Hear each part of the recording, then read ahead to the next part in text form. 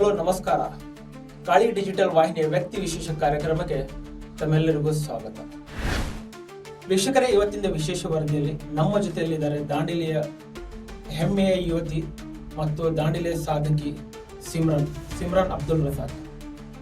ವೀಕ್ಷಕರೇ, ಈ ಯುವತಿ ಬರೀ ದಾಂಡೇಲಿಗೆ ಅಷ್ಟೇ ಅಲ್ಲ, ಬರೀ ರಾಜ್ಯಕ್ಕೆ ಅಷ್ಟೇ ಅಲ್ಲ, ದೇಶಕ್ಕೂ ಹೆಮ್ಮೆ ತಂದಿದ್ದ ಕೆಲಸ ಮಾಡಿದ್ದಾಳೆ. ಬನ್ನಿ ವೀಕ್ಷಕರೇ, ಇವತ್ತು ಸಿಮ್ರನ್ ಜೊತೆ ನಾವು ಚರ್ಚಿಸೋಣ ಅವ್ರದ್ದು ಎಜುಕೇಶನ್ ಬಗ್ಗೆ. ಯಾವ ಥರ ಅವ್ರದ್ದು ಪ್ರಾಥಮಿಕ ಮತ್ತು ಪ್ರೌಢಶಾಲೆ ಎಜುಕೇಶನ್ ಆಯಿತು, ಮತ್ತು ಯಾವ ಥರ ಅವ್ರದ್ದು ನಿರ್ಧಾರ ಇತ್ತು ಈಗ ಈ CET ಬಗ್ಗೆ ಮತ್ತು ನೀಟ್ ಬಗ್ಗೆ ಅಂತ. ಸಿಮ್ರನ್ ಅವರೇ, ತಮಗೂ ಮತ್ತು ತಮ್ಮ ತಂದೆಯವ್ರಿಗೆ ನಮ್ಮ ಸ್ಟುಡಿಯೋದಲ್ಲಿ ಸ್ವಾಗತ. ಮೊದಲನೇದಾಗಿ ನಿಮ್ದು ಎಜುಕೇಶನ್ ಬಗ್ಗೆ, ಅಂದರೆ ನೀವು ಪ್ರಾಥಮಿಕ ಶಾಲೆಯಲ್ಲಿ ಮಾಡಿದ್ದು ಮತ್ತು ಪ್ರೌಢಶಾಲೆ, ಅದರ ಬಗ್ಗೆ ಸ್ವಲ್ಪ ನಮ್ಮ ವೀಕ್ಷಕರಿಗೆ ಹೇಳ್ತೀರಾ? ಎಲ್ಲರಿಗೂ ನಮಸ್ಕಾರ. ಸರ್ ಹೇಳಿದಂಗೆ ನನ್ನ ಹೆಸರು ಸಿಮ್ರನ್ ಅಬ್ದುಲ್ ರಜಾಕ್ ಜಾತಿಗೇರ್. ನನ್ನ ಪ್ರಾಥಮಿಕ ಮತ್ತು ಪ್ರೌಢಶಾಲೆಯ ಎಜುಕೇಶನ್ ಇಲ್ಲೇ ದಾಂಡೇಲಿ ಒಳಗೆ ಆಗಿದೆ. ಅದು Saint Michael's convent school Dandeli. ಆಯ್ತು. ಮತ್ತು ನಿಮ್ಗೆ ಮೊದಲಿಂದು ಏನಾದರೂ MBBS ಮಾಡಬೇಕು ಅಥವಾ ಏನಾದರೂ ಅದರ ಬಗ್ಗೆ ಆಸೆ ಇತ್ತು, ಅಥವಾ ನಿಮ್ ಫ್ಯಾಮಿಲಿ ಕನಸಿಗೆ ನೆನಸು ಮಾಡ್ತಾ ಇದ್ದೀರಾ? ಇಲ್ಲ ಸರ್, ಇದು ನನ್ನದೇ ಆದ ಆಸೆ ಇತ್ತು ಸರ್, ನನ್ನದೇ ಆದ ತೀರ್ಮಾನವಿತ್ತು. ನನಗೆ ಮೊದಲಿಂದಲೂ MBBS ಮಾಡುವಂತ ಇಚ್ಛೆ ಇತ್ತು. ಬಹಳ ಜನ ರೋಗಿಗಳಿಗೆ ನೋಡಿ ನನಗೆ ಒಂಥರ ಅನಿಸ್ತು, ಅಂದ್ರೆ ನಾನು ಸ್ವಲ್ಪ ಏನಾದರೂ ನಮ್ಮ ದಾಂಡೇಲಿಯ ಜನರಿಗೆ ಮಾಡಬೇಕಂತ ಅನಿಸ್ತು. ಅದಕ್ಕೆ ನಾನು ಪ್ರಾಪರ್ ಆಗಿ MBBS ಚೂಸ್ ಮಾಡಿ ಮೆಡಿಕಲ್ ಫೀಲ್ಡ್ಗೆ ಹೋಗ್ಬೇಕಂತ ತೀರ್ಮಾನ ಮಾಡಿದೆ. ಈಗ MBBS ನೀವು ಚೂಸ್ ಮಾಡಿದ್ರ, ಅದು ತುಂಬಾ ಒಳ್ಳೆ ಹೆಮ್ಮೆ ವಿಷಯ. ಆದ್ರೆ ನನ್ನ ಮತ್ತೊಂದು ಪ್ರಶ್ನೆ ಏನಂದ್ರೆ, ನೀವು ಈ MBBS ಸೆಲೆಕ್ಷನ್ ಮಾಡೋ ಸಮಯದಲ್ಲಿ ಯಾವ ತರಹದ ನೀಟ್ಗೆ ಮತ್ತು CETಗೆ ಪ್ರಿಪರೇಷನ್ಸ್ ಮಾಡಿದ್ದೀರಾ? ಅದ್ರ ಬಗ್ಗೆ ಸ್ವಲ್ಪ ನಮ್ಮ ವೀಕ್ಷಕರಿಗೆ. ಬೇಸಿಕಲಿ ನೀಟ್ ಮತ್ತು KCET ಪ್ರಿಪರೇಷನ್ ಮಾಡಬೇಕಂದ್ರೆ ನಾವು ಮಿನಿಮಮ್ ಫಸ್ಟ್ PU ಮತ್ತು ಸೆಕೆಂಡ್ PU ಅಂತೂ ಕ್ಲಿಯರ್ ಆಗಬೇಕು. ಸೆಕೆಂಡ್ PU ಆದ ನಂತರ ಏಪ್ರಿಲ್ ಸಮಯದಲ್ಲಿ ಇದು ಎಕ್ಸಾಮ್ CET ಅಂತೂ ಬರ್ತೈತಿ. ಅದರೊಳಗೆ ನನಗೆ over all state ranking 1098 ranking ಬಂತು. ಮತ್ತು ನೀಟ್ ವಿಷಯಕ್ಕೆ ಬಂದರೆ, ನೀಟ್ ಅಂತೂ ಆಲ್ ಇಂಡಿಯಾ ರ್ಯಾಂಕಿಂಗ್ ಪಡಬೇಕು ಮತ್ತು ಚಲೋ ರ್ಯಾಂಕ್ ಮಾಡಬೇಕು. ಆವಾಗ ಅಷ್ಟೇ ನಮಗೆ ಒಂದು ಚಲೋ ಉತ್ತಮವಾದ ಇನ್ಸ್ಟಿಟ್ಯೂಷನ್ ಅಲ್ಲಿ ಅಡ್ಮಿಷನ್ ಸಿಗುತ್ತದೆ. ಅದಕ್ಕೆ ನಾನು ನನ್ನ PUC ಸೆಕೆಂಡ್ ಇಯರ್ ಮತ್ತು first year Vidyaniketan PU science ಎಂಬುವ ಇನ್ಸ್ಟಿಟ್ಯೂಷನ್ ಇಂದ ಮಾಡೇನಿ. ಅದರೊಳಗೆ ಚೌಗ್ಲಾ ಇನ್ಸ್ಟಿಟ್ಯೂಟ್ ಅದು, ಅವರು ಬಹಳ ಸಪೋರ್ಟ್ ಅಂಡ್ ಬಹಳಷ್ಟು ಅವರು ಹುಬ್ಳಿ ಒಳಗೆ ಇದೆ. ಅಲ್ಲಿಯ ಶಿಕ್ಷಕರು ಹಾಗೂ ಅಲ್ಲಿಯ ಪ್ರಾಂಶುಪಾಲರು ಎಲ್ಲರೂ ಸೇರಿ ಬಹಳ ಪ್ರಯತ್ನ ಮಾಡಿ ನಾನು ನನ್ನ ಪ್ರಯತ್ನ ಮಾಡೀನಿ. ಅದ್ರೊಳಗೆ ನನಗೆ ಎಲ್ಲರದ ಸಹಯೋಗ ಸಹಕಾರದಿಂದ ನೀವು MBBS ಸೀಟ್ ತಗೊಂಡಿದ್ದೀರಾ.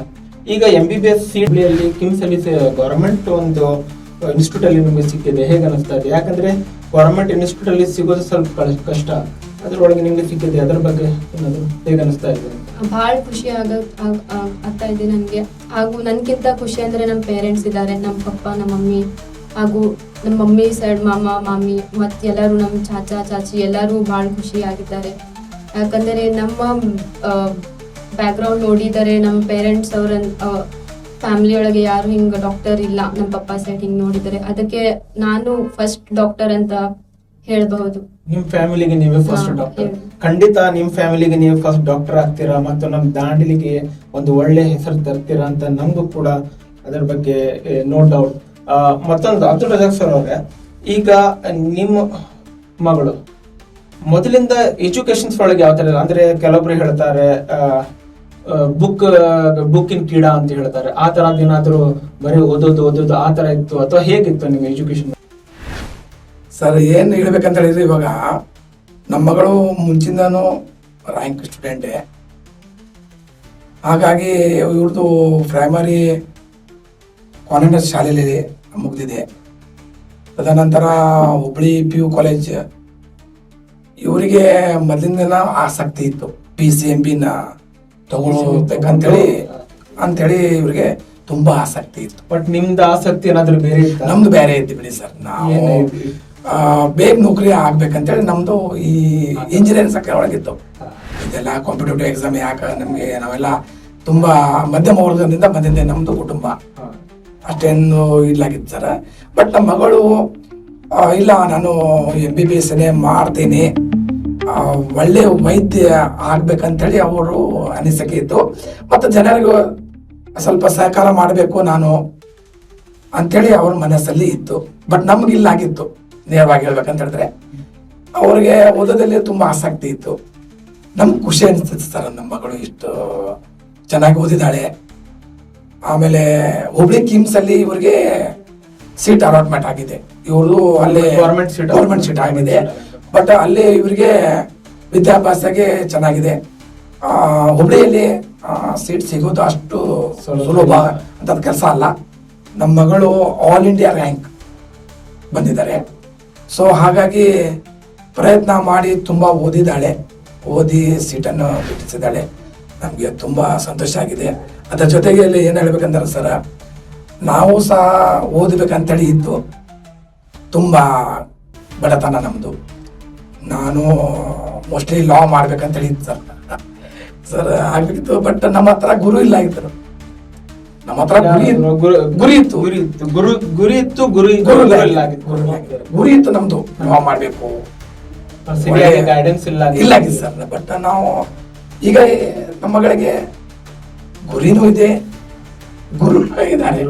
ಹಾಗಾಗಿ ಇವರಿಗೆ ಸುಲಭ. ತಂದೆ ತಾಯಿ ಮಕ್ಕಳ ಮೊದಲ ಗುರು ಅಂತ ಹೇಳ್ತಾರೆ. ಸರಿ ಸರ್, ಎಸ್. ಬಟ್ ನೀವು ಹೇಳಿದ ನಿಜ. ನಮ್ಗೆ ಏನಾಗಿತ್ತು ಅಂತ ಹೇಳಿದ್ರೆ ಕಲೀಲಿಕ್ಕೆ ಅಷ್ಟೊಂದು ಇಲ್ಲ ಸರ್. ನಮ್ಮ ಮಗಳು ಬಂದಿದ್ದಾಳೆ, ತುಂಬಾ ಹೆಮ್ಮೆದ ವಿಷಯ, ತುಂಬಾ ಸಂತೋಷ ಆಗ್ತಾ ಇದೆ.